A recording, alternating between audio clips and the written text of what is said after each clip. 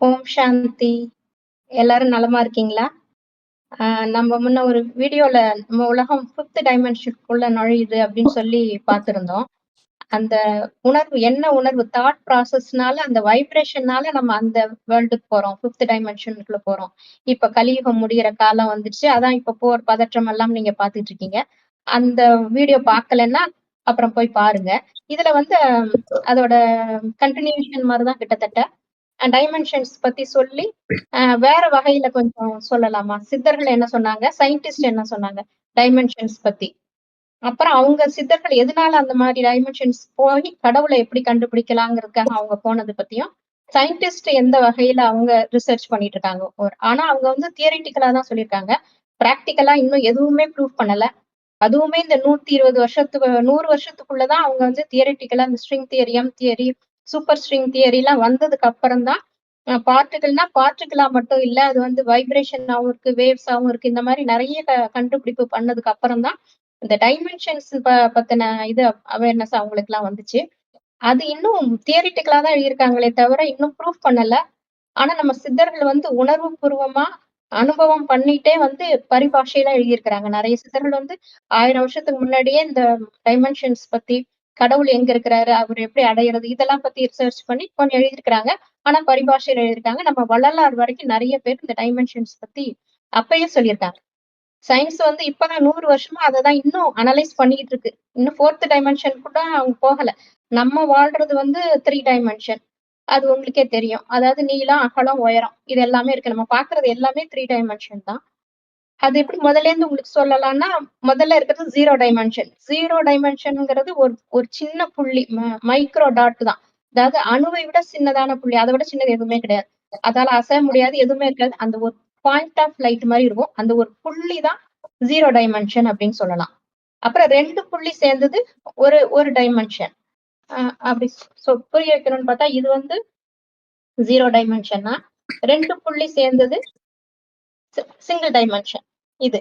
அடுத்தது வந்து அதே இது 4 புள்ளி 2 டைமென்ஷனோட இது 2த்தையும் சேர்த்தா அடுத்தது 3 டைமென்ஷன் 2ண்ட் டைமென்ஷன் வருது. 2 சிங்கிள் டைமென்ஷன் சேர்ந்தா 2 டைமென்ஷன் வருது. 2 டைமென்ஷன்னா அந்த பேப்பர், ஃபோட்டோ நீங்க பார்க்குற அந்த 2 டைமென்ஷன் பொருட்கள்லாம் ஃப்ளாட்டா இருக்குது இல்லையா? அதுக்கு உயரம் கிடையாது. இந்த நீள அகலம் மட்டும் இருக்கும். இதுதான் வந்து 2 டைமென்ஷன் சொல்லுவோம். அடுத்தது இது வந்து 3 டைமென்ஷன். 2 4 டாட்ட சேர்த்தா ஒரு கியூப் மாரி வரும் இல்லையா? இந்த மாரி இருக்குது. நீளம், அகலம், உயரம் 3மே வந்துரும். கியூபா இருக்கிறது தான் 3 டைமென்ஷன். அது வந்து கியூபா தான் இருக்கணும்னு அவசியம் இல்ல. நான் எந்த பொருளுமே நம்ம கை எல்லாமே நம்ம பார்க்கிறது எல்லாமே 3 டைமென்ஷன்ல தான் நம்ம பார்த்துட்டு இருக்கோம். அதுக்கு அடுத்தது 4த் டைமென்ஷன்லேருந்து தான் தியரிட்டிக்கலா கண்டுபிடிச்சிருக்கிறாங்க.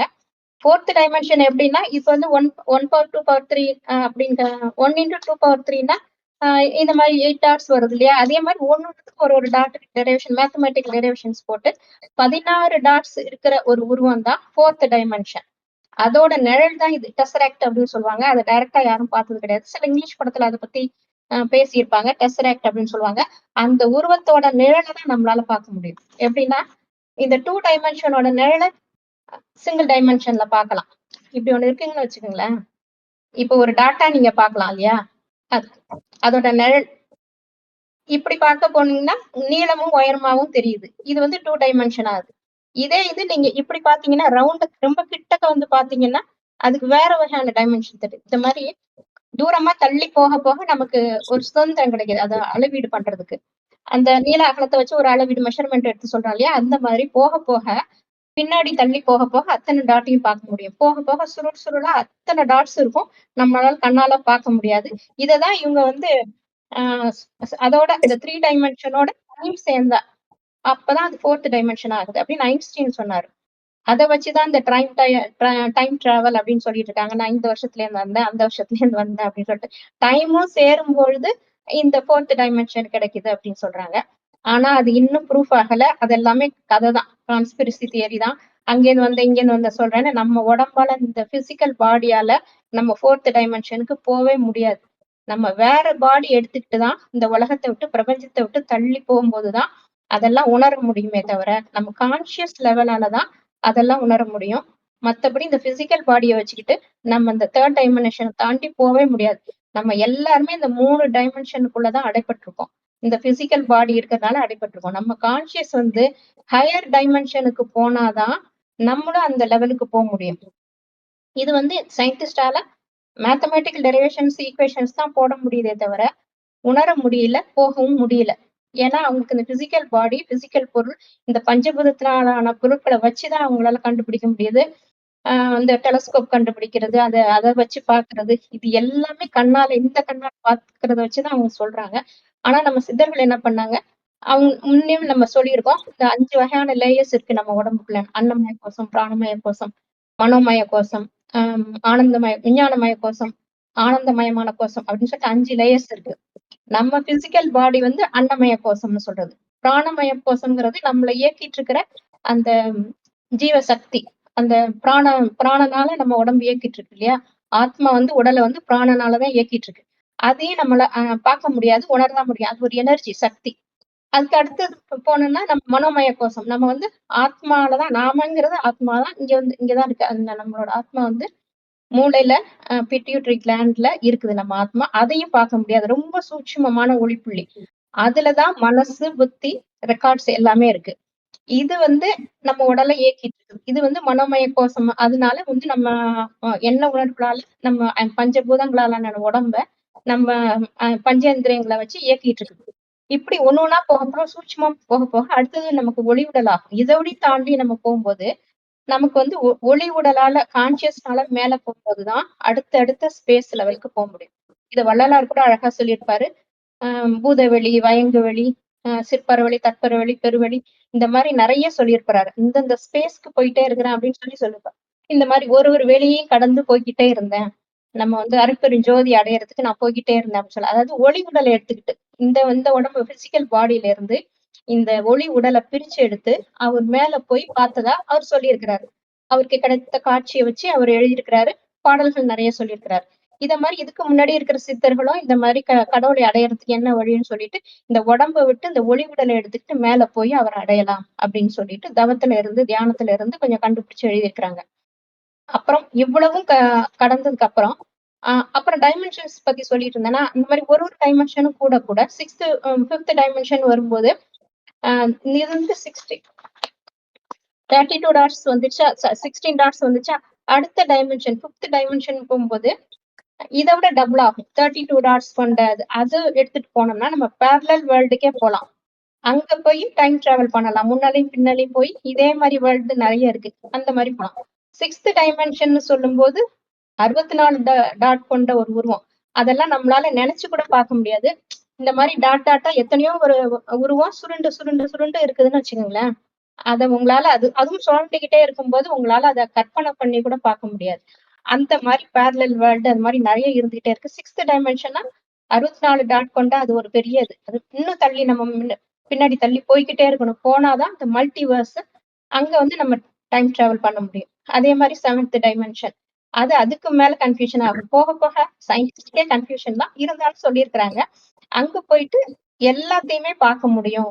மல்டி யூனிவர்ஸையும் பார்க்க முடியும் அப்படின்னு சொல்லியிருக்கிறாங்க. 8th டைமென்ஷன் போனா பல மல்டிவர்ஸ்ல நம்ம அப்பியர் ஆக முடியும். அங்க இருக்கிற லைட் ஸ்பீடே வேற மாதிரி இருக்கும். அதுக்கப்புறம் 9th டைமென்ஷன் போனா அதுல இருக்கிற பிசிக்ஸே டிஃப்ரெண்டா இருக்கும். அங்க இருந்து எல்லாத்தையுமே ஒரு இடத்துல இருந்து அத்தனை மல்டிவர்ஸையும் பார்க்க முடியும்.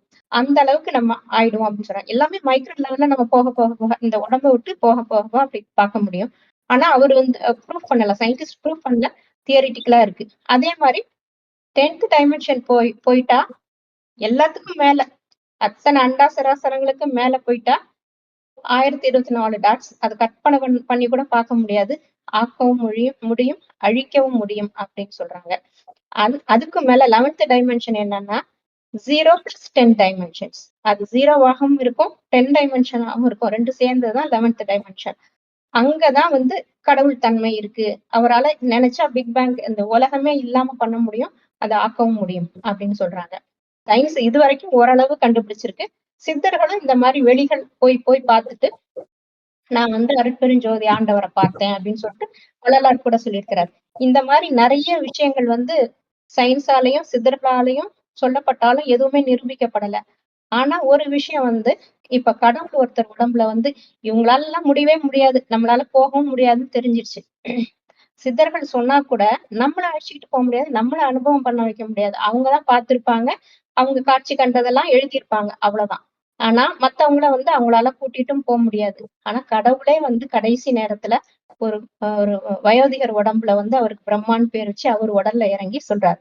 அவர் யாருன்னா கிருஷ்ணரோட கடைசி பிறவி.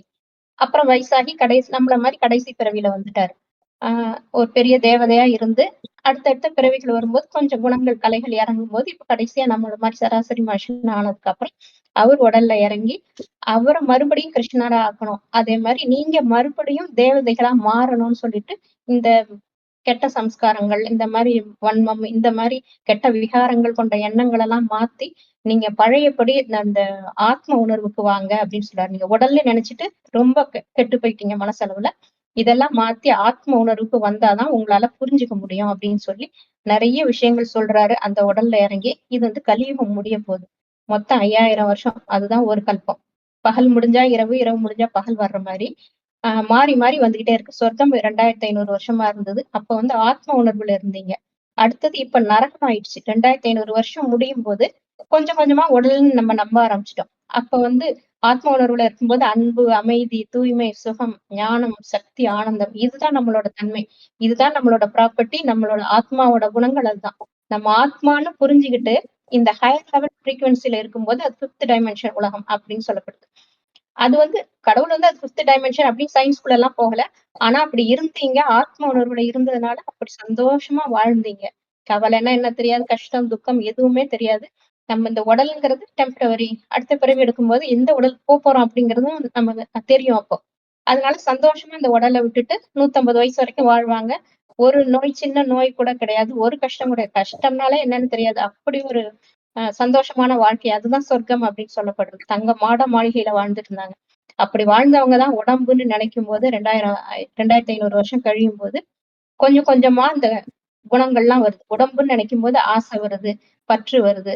தன்னோட ஒய்ஃப், தன்னோட குடும்பம் அப்படின்னு ஒரு சுயநலம் எல்லாமே வருது. தன்னோட குடும்பத்துக்காக, தனக்காக சேர்க்கணும் அப்படிங்கிற ஒரு எண்ணம் வருது. மண்ணாசை, பொன்னாசை இந்த மாரி எல்லா ஆசைகளும் வர ஆரம்பிச்சது. கொஞ்சம் கொஞ்சமா காமம், கோபம், பற்று, பேராசை, அகங்காரம் அந்த மாரி துர்க்குணங்கள். இந்த 5 விகாரங்கள் ஆண்கள்ட்ட இருக்கிறது, பெண்கள்ட்ட இருக்கிறதும் சேர்ந்து தான் 10 தலை ராவணன் அப்படின்னு சொல்றாங்க. 10 தலையிலும் விகார குணங்களோட ஒரு அம்சமா உவமையாப்படுத்தி ஒரு உருவமா காமிச்சிருக்காங்க. அவ்வளவுதான்.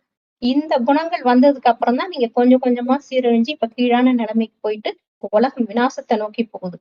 நான் பெரியவனா, நீ பெரியவனா, இந்த இடம் எனக்கு வேணும், இந்த இடம் உனக்கு கிடையாது. இந்த மாரி போட்டி பொறாமையில தான் இப்ப போர் எல்லாம் வந்துகிட்டு இருக்கு. கடைசியில அழிவுக்கான பாதையில தான் உலகம் போயிட்டு இருக்கு. அந்த அளவு மனசுல வந்து ஒரு கருணை, இரக்கம், அன்பு, அமைதி இதெல்லாம் சுத்தமா இல்லாம போயிடுச்சு. அந்த அளவு கீழ்த்தரமா போகும்போது, இந்த உலகம் இதுக்கு மேல தாங்க முடியாது. மக்களோட அவதி, கஷ்டத்தெல்லாம் தாங்க முடியாது. அப்படின்னு கருணை உள்ளம் கொண்டுதான் இத அழிச்சு மறுபடியும் சத்தியுகமா உருவாக்கலாம் அப்படின்னு சொல்லிட்டு கொஞ்சம் பேர தயார் பண்ணிட்டு இருக்காரு. விதை நெல் மாரி. கொஞ்சம் விதை நெல் எடுத்து பத்திரமா வச்சிருப்பாங்க இல்லையா? கோயில் கோபுரத்துலலாம் கூட விதை நெல்லு தான் சேர்த்து வச்சிருப்பாங்க அந்த கலசத்துலலாம். ஏதாவது ஒரு வெள்ளம் ஏதாவது வந்துன்னா அழிஞ்சா கூட மேல இருக்கிற விதை நெல்ல வச்சு அடுத்தது ஒரு புதுசா உருவாக்குவாங்க தானியங்கள். அதே மாதிரிதான் விதை நெல்லு மாரி கொஞ்சம் பேர உருவாக்கிட்டு இருக்கிறாரு. ஒருத்தர் உடம்புல வந்து இறங்கி இந்த ஞானத்த சொல்லி, ஞானம் வேற ஒண்ணும் இல்ல. நீங்க ஆத்மா உணர்வுக்கு வாங்க. ஆத்மான்னு உணர்ந்து எல்லாரையும் ஆத்மாவா தான் பார்க்கணும். உடம்புன்னு பார்க்கவே கூடாது. உடம்புன்னு பார்த்ததுனால தான் இந்த அளவுக்கு சிரஞ்சு போனீங்க. ஆத்மான்னு பார்க்கும்போது தன்னால ஒரு அன்பும், கருணையும், ஒரு அமைதியும் தன்னால வரும். அவங்கள ஆத்மான்னு தான் பார்க்கணும். பூர்வ மத்தியில இங்க உள்ளுக்குள்ள ஆத்மா இருக்கு. அப்படி கண்ணால ஸ்கேன் பண்ணி பார்க்கணும். நம்ம அப்படியே ஸ்கேன் பண்ணா நம்ம எலும்பு கூடு தெரியுது இல்லையா? இது வந்து நம்ம உணர்வால, ஆத்ம உணர்வால ஸ்கேன் பண்ணி பார்க்கும்போது, அந்த உடம்பு, இந்த விகாரங்கள் எதுவுமே வராது. ஆத்ம உணர்வு மட்டும் வரும்போது, மனசுல தன்னால அன்பும், கருணையும், அமைதி மட்டும் இதுதான் வரும். எல்லாரையும் பார்க்கும்போது நம்மளோட சகோதர ஆத்மா அப்படின்னு தோணும். ஜாதி, மதம், இனம், மொழி வேறுபாடு எதுவுமே தெரியாது. எல்லா ஆத்மாக்களும் இறைவனுக்கு குழந்தைகள் தான்.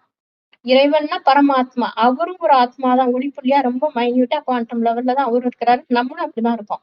நம்மளும் கண்ணுக்கு தெரிய மாட்டோம். ஆத்மாவ எந்த மைக்ரோஸ்கோப்பாலயும் பார்க்க முடியாது. பரமாத்மா கடவுளும் ஒருத்தர் தான். அவரையும் எந்த மைக்ரோஸ்கோப்லயும் பார்க்க முடியாது. அந்த அளவுக்கு மைன்யூட் பார்ட்டிகிள் தான் அவர். ஆனா உணர்வுள்ள சச்சிதானந்த சுரூபமா இருக்காரு. அகிலாண்ட கோடி பிரம்மாண்ட நாயகன்னு சொல்லுவாங்க இல்லையா? அந்த அண்ட சராசரங்களுக்கும் அப்பாற்பட்ட இடத்துல அந்த மல்டிவர்ஸ் எல்லாம் சொல்றாங்களே, அத்தனைக்கும் அப்பாற்பட்ட இடம் தான் பரந்தாமம்ங்கிறது. ஒரு செம்பொன்னான ஒளி உலகம். அதுல இங்க இருக்கிற மாரி இந்த சூரியனோட லைட் அதெல்லாம் கிடையாது. அது வந்து அவரோட 6ஆம் நாள் இந்த செம்பொன்னான ஒளியா காமிக்குது. அதுல ஒரு வைர புள்ளி மாரி, ஒரு டாட் மாரி கடவுள் இருக்கிறாரு. அத நம்ம உணர்வால தான் உணர முடியும். அவர் வந்து ஒருத்தரோட உடம்புல இறங்கி தான் இந்த ஞானத்த சொல்றாரு. ஞானத்தோட எசன்ஸ் சாரம் இவ்வளவுதான்.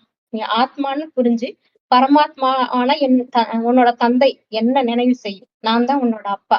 என்ன நினைக்க நினைக்க உனக்கு குறைஞ்சு போன குணங்கள்லாம் அதிகமாகும். சக்திகள் வரும் உனக்கு. எப்படி இந்த செல்போன சார்ஜ்ல போட்டா சார்ஜ் ஏறுது இல்லையா? அது மாரி அவரு எதுலயுமே சிக்காத விகாரங்களே இல்லாத ஒரு பரிசுத்தமான ஆத்மாவான அவர நினைக்க நினைக்க அவர்கிட்ட இருந்து சக்தி வந்துகிட்டே இருக்கும். நம்மளும் பியூர் ஆகிட்டே இருக்கும். கான்ஷியஸ் லெவல் நமக்கு கூடும். ஒரு விழிப்புணர்வு, ஆன்மீக விழிப்புணர்வு வரும். அப்படி அவரை நினைக்க நினைக்க நம்மளோட விகார குணங்கள், பாவ கர்மங்கள் எல்லாம் எரிஞ்சு நம்ம மேல்நிலைக்கு போய் அடுத்தது சத்தியுகத்துல பிறக்கிறதுக்கு நம்ம ரெடி ஆயிடும்.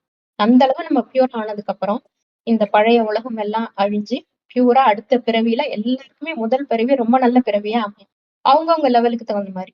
இவங்க எந்த அளவு ஆத்ம உணர்வுல இருந்து மத்தவங்களுக்கு இந்த ஞானத்தெல்லாம் சொல்லி அவங்களையும் தனக்கு ஈக்குவலா மாத்தி ஒரு நல்ல உலகத்தை படைக்கிறதுக்கு ரெடி ஆகுறாங்களோ, அப்ப வந்து இந்த உலகம் வந்து விநாசம் அடையும்.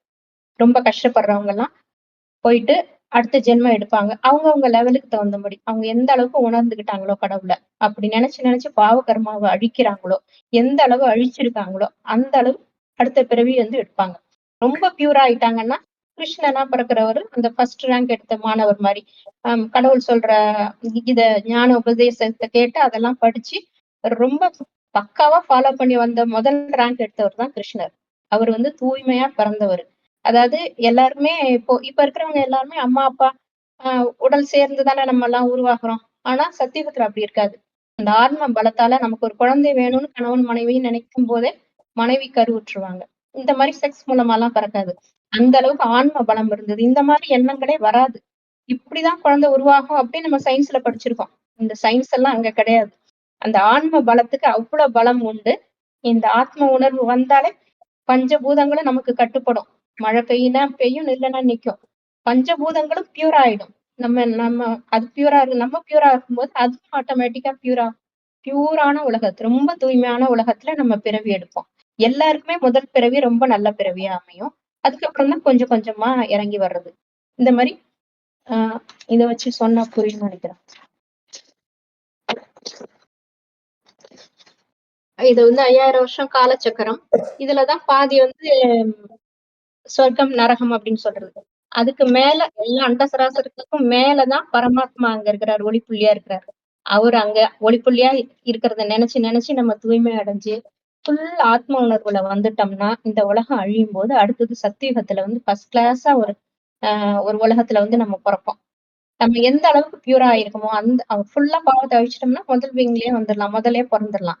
இல்ல அந்த கொஞ்சம் தான் பாவம் அழிஞ்சிருக்கு. அதுக்குள்ள உலக அழிவு வந்துருச்சுன்னா, அந்த லெவலுக்கு தகுந்த மாதிரிதான் கொஞ்சம் கொஞ்சமா நரகம் ஆகுனதுக்கு அப்புறம் தான் நம்ம வந்து பிறவி எடுப்போம். ஒன்ஸ் பிறவி எடுத்துட்டோம்னா, கடைசி இப்ப எல்லாருக்குமே இது கடைசி பிறவி. இது வரைக்கும் பிறவி எடுத்துக்கிட்டே தான் இருப்பாங்க. எல்லாரும் ஜோதியோட ஜோதியா கலந்துட்டோம். சித்தர்கள்லாம் கடவுளோட கலந்துட்டாங்க. அதெல்லாம் கிடையாது. அவங்க நினைக்கிறாங்க. பக்தி பாவனையில அப்படி நினைக்கிறாங்க. கடவுளும் அவர் ஆசைக்கு தகுந்த மாதிரி ஒரு நடந்துட்ட மாதிரி ஒரு உணர்வு வருமே தவிர, அவங்களும் அடுத்த பிறவி எடுத்திருப்பாங்க. எடுத்து எடுத்து இப்ப எல்லாருமே கடைசி பிறவியில தான் இருக்காங்க. இப்பவும் சித்தர்கள்லாம் இருக்காங்க. வேற வேற அடுத்த பிறவியில எடுத்து கடைசி பிறவியில எல்லாம் திருவண்ணாமலை, அந்த சதுரகிரி மலை அந்த மாதிரி இதுல எல்லாம் அந்த சித்தர்கள்லாம் இன்னும் இருப்பாங்க. ஆனா வெளி உலகுக்கு தெரியாது. இவருதான் அந்த சித்தர், இவருதான் இந்த சித்தர்ன்னு தெரியாது. அந்த பிறவியில அந்த பேர்ல இருந்திருப்பாரு. நம்ம வேற வேற உடம்பு எடுக்க எடுக்க வேற வேற பேர்ல எடுத்துருவோம். வேற குடும்பம், வேற குழந்தைங்க, வேற துணைவர் இந்த மாதிரி எல்லாம் வேற வேற ஆயிடும். இந்த உடம்புக்கு வேற வேற குடும்பம் கிடைக்கும். ஆனா ஆத்மா ஒண்ணுதான். அந்த ஆத்மா அழியாது. என்னைக்குமே அழியாது. பரமாத்மாவும் அழியாதவர். நாமளும் அழியாதவங்க தான்.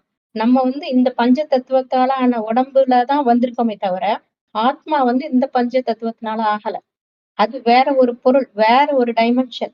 எல்லாமே அந்த குவாண்டம் லெவல்ல இருக்கிற மைன்யூட் பார்ட்டிகிள் என்னைக்குமே அழியாது. ஆட்டம்ஸ்ல இருக்கிற புரோட்டான்ஸ், எலக்ட்ரான்ஸ் எல்லாம் கூட ஃபியூஸ் ஆகி வேற வேற மாதிரி ஆகும், எரியும், அழியும் எல்லாம் ஆகும். ஆனா நம்ம ஆத்மா மட்டும் மாறவே மாறாது, அழியவே அழியாது. வேற வேற உடல் எடுத்து போய்கிட்டே இருக்கும். இதுதான் வந்து கடவுள் சொன்னது. அதனால நம்ம இப்ப வந்து கடைசி நேரத்துல என்ன செய்யணும்? என்னதான் போர் பதட்டம் என்ன இது வந்தாலும் நம்ம அமைதி மாறாம கடவுள் நினைவுல இருக்க இருக்க நமக்கு எந்த கஷ்டமும் வராது. எந்த கஷ்டமும் வராம சரீரத்தை விட்டு ஈஸியா நம்ம பரந்தாமத்துக்கு போவோம். எல்லாமே முக்தி அடையணும் அப்படிதானே நினைச்சிட்டு இருந்தாங்க எல்லாருமே. சித்தர்கள், முனிவர்கள் அவங்களோட ஆசை என்ன? கடவுளோட கலந்துரணும். முக்தி அடையணும். இதே தானே அடுத்த பிறவி எடுக்கக்கூடாது. ஆனா அடுத்த பிறவி எடுத்துதான் ஆகணும். ஆனா கொஞ்ச காலம் வரைக்கும் நம்ம வந்து அந்த முக்தியிலேயே நம்ம இருப்போம். பரந்தாமத்திலேயே நம்ம இருக்கலாம். ஆஹ் இதுதான் பரந்தாமம் சொல்றது. இது வந்து இறைவன் இருக்கிற இடம் இதுதான்.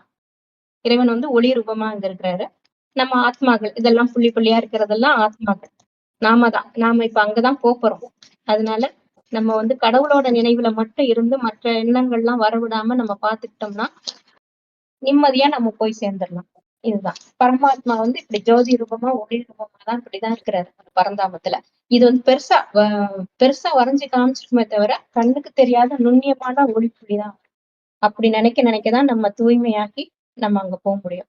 இந்த ஒளி உடம்புலதான் அங்க மேல போகிறது நமக்கு சாத்தியமாகும். கொஞ்ச தூரம் வரைக்கும் ஒளி உடம்புல போகலாம். அதுக்கப்புறம் ஒளி புள்ளியா இந்த புள்ளி மட்டும்தான், அந்த ஆத்மா மட்டும்தான் மேல போய் பரமாத்மா கிட்ட இருக்கிற இடத்துக்கு போய் முக்தியில போய் சேரும்.